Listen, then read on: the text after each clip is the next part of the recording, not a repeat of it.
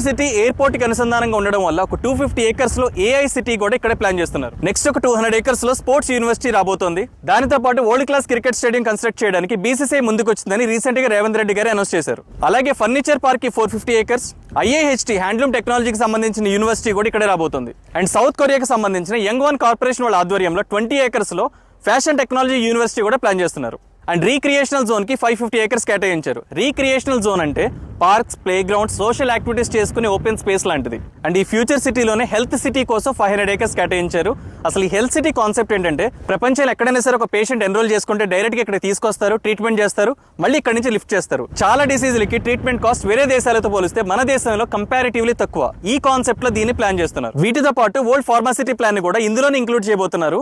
5000 acres లో non polluting research and development కి ఇవ్వబోతున్నారు. ఇప్పటికే దాదాపుగా 300 ఫార్మా కంపెనీస్ కూడా ఎన్రోల్ చేసుకున్నాయి. అలాగే satellite township, schools and residential area కోసం దాదాపు